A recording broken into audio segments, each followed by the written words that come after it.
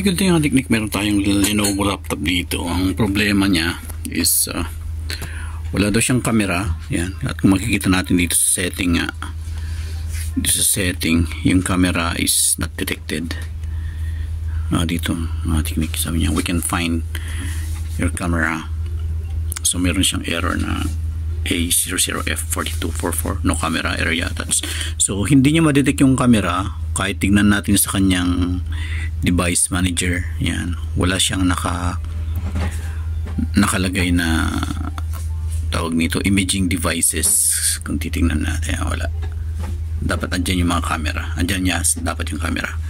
So wala siya, so lumalabas na hindi siya detected. Ganon din sa kanyang microphone dito, no input device found sa kanyang microphone. So ang una kong gagawin, since dalawa yung pinapagawa nilang Lenovo, yan, no camera found. So dalawa yung pinapagawa nilang Lenovo laptop. So ito ang issue lang nito, camera at saka microphone. Ngayon meron akong binuksan ditong konti, Lenovo. Ito. Technique.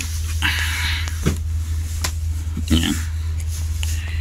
Lenovo. Ang issue naman nito, yung kanyang pinaka charging, yan, na basag na yung kanyang charging port.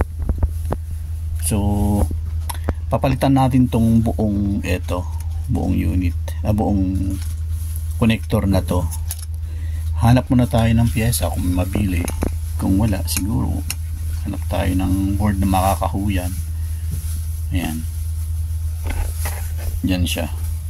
Yan ang problema to. Ngayon ang dahil napakadaling magtanggal lang ng motherboard, naisip kong i-swap or ilipat yung motherboard ng laptop na to papunta rito para magamit. Tingnan lang natin kung yung mismong camera ang nagka-problema at saka yung mic.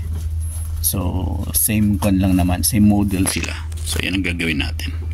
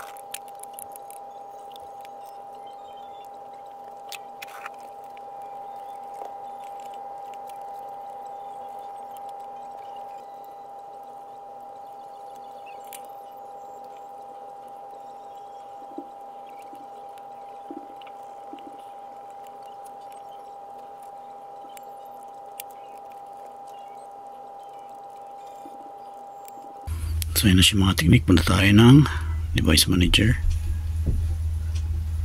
Ayan, device manager.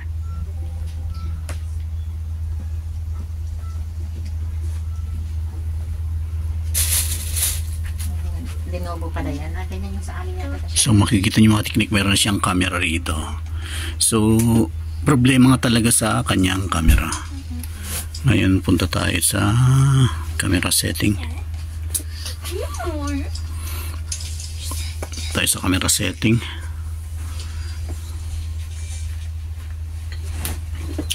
Ayun mga ka-technique. So okay na po yung camera niya. Okay, so sarado natin yan. Ayan, okay na po yung kanyang camera.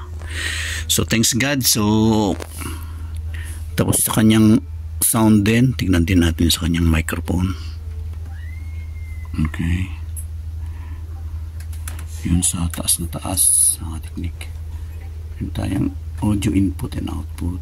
Then ayan, microphone array properties. Okay, then sabi niya this device working properly. So okay na po tayo mga technique. Yan, okay naman kanyang driver. So hanggang dito lang tayo. At yan, thanks God.